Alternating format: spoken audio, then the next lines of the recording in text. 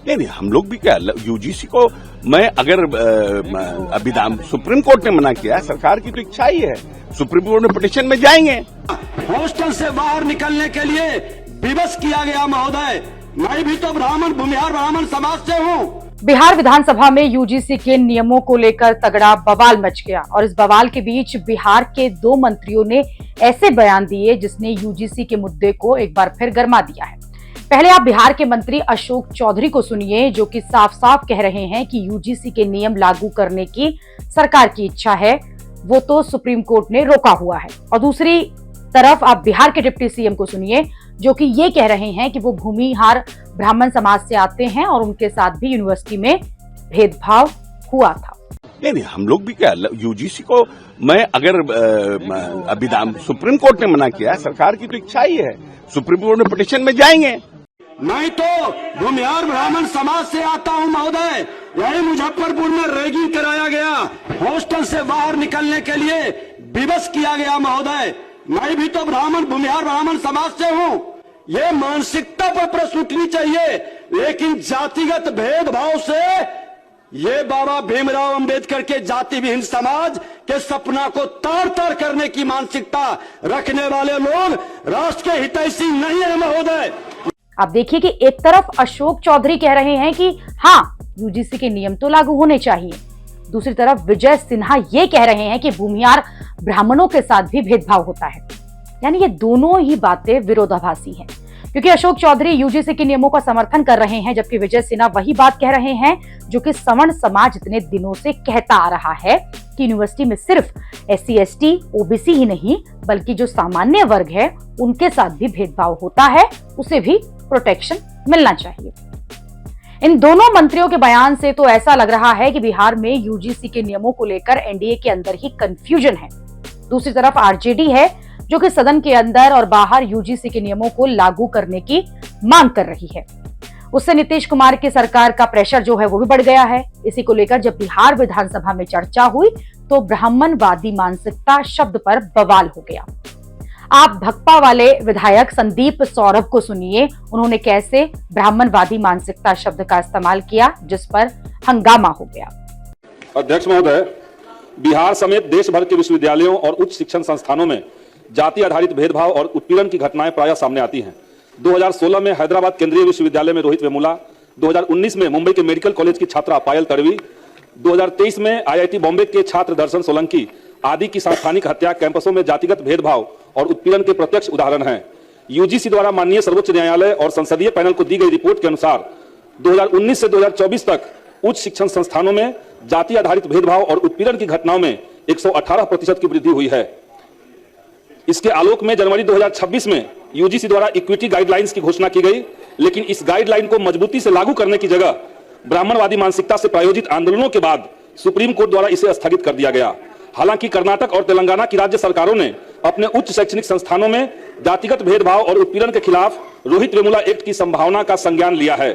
विश्वविद्यालय और उच्च शिक्षण संस्थानों में जातिवाद और भेदभाव को खत्म करने के लिए जरूरी है कि इस संबंध में बिहार सरकार अपने प्रदेश में उक्त यूजीसी गाइडलाइन को लागू करे तथा इस आशय संसद द्वारा अध्यादेश लाकर इसे कानून का रूप देने हेतु केंद्र सरकार से मांग करे। अतः हम इस अत्यंत लोक महत्व के प्रश्न पर सदन में यूजीसी इक्विटी गाइडलाइन को लागू करने का प्रस्ताव पारित करने की मांग करते हैं।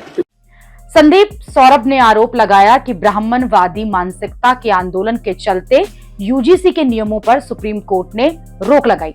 बिहार सरकार केंद्र सरकार के सामने ये मांग रखे कि मोदी सरकार संसद में इसे लेकर कानून बनाए और सुप्रीम कोर्ट के फैसले को पलट दे। लेकिन संदीप सौरभ ने जो ब्राह्मणवादी मानसिकता का जिक्र किया तो सदन में हंगामा हो गया। डिप्टी सीएम विजय सिन्हा ने कहा कि आप लोग जातिवाद का जहर घोलना चाहते हैं, राष्ट्र को कमजोर करना चाहते हैं और इस तरह के शब्दों का क्यों इस्तेमाल कर रहे हैं, ये आपकी सोच को दर्शाता है। ये है, मैं भी टेक्निकल कॉलेज में पढ़ने गया था महोदय। उस समय सत्ता किसकी थी? मैं तो भूमिहार ब्राह्मण समाज से आता हूं महोदय। यही मुजफ्फरपुर में रैगिंग कराया गया, हॉस्टल से बाहर निकलने के लिए विवश किया गया महोदय। मैं भी तो भूमिहार ब्राह्मण समाज से हूं। ये मानसिकता पर प्रश्न उठनी चाहिए, लेकिन जातिगत भेदभाव से ये बाबा भीमराव अंबेडकर के जाति विहीन समाज के सपना को तार तार करने की मानसिकता रखने वाले लोग राष्ट्र के हितैषी नहीं है महोदय। ये राष्ट्र को कमजोर करना चाहते हैं, ये समाज के साथ गद्दारी करते हैं। उप मुख्यमंत्री के बयान पर आरजेडी विधायक आलोक मेहता ने पलटवार किया और ये कहा कि जिस तरह सत्ता पक्ष प्रतिक्रिया दे रहा है उससे चोर की दाढ़ी में तिनका वाली स्थिति दिखती है। नाम नहीं लिया, उसने ब्राह्मण रचा दिया। पर अब सुन लीजिए पूरी बात, वो ब्राह्मणवाद कहा गया। ब्राह्मणवाद कोई जाति नहीं है।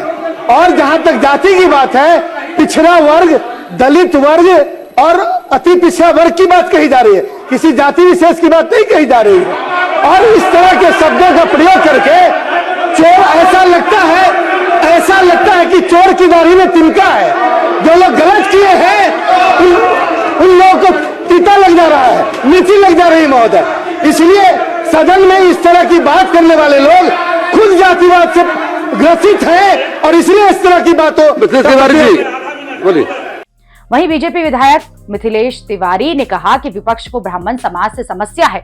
ये लोग ये नहीं जानते कि ब्राह्मणों के बिना न शादी होती है न श्राद्ध। बैठे हैं ना ये विपक्ष में, ये कोई ब्राह्मणवाद समझता नहीं है, लेकिन इन लोगों को इतनी तकलीफ है ब्राह्मणों से। और सुनिए पहले सुनिए, मैं बताता हूं आपको, सुनिए।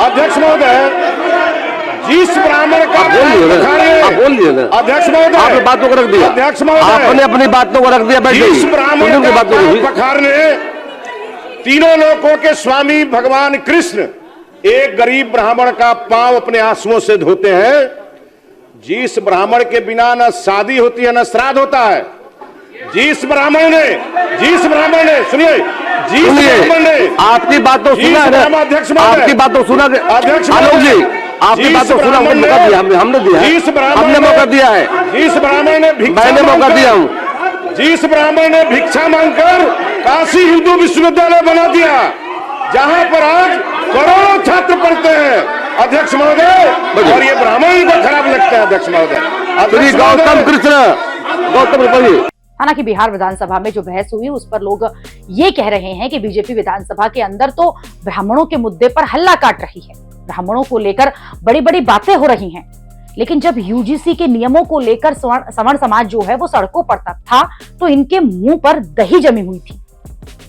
लोग पूछ रहे हैं कि अगर बिहार के डिप्टी सीएम खुद ये मानते हैं कि कैंपस में अपर कास्ट के साथ भी भेदभाव होता है तो फिर यूजीसी के नियमों को लेकर वो खुलकर क्यों नहीं बोलते? क्यों ये नहीं कहा कि यूजीसी के नियम गलत हैं और वो अपनी ही सरकार पर दबाव डालेंगे कि इसको वापस लिया जाए? उस वक्त तो विजय सिन्हा सवर्ण समाज को ये कह रहे थे कि किसी को दुखी होने और नाराज होने की जरूरत नहीं है।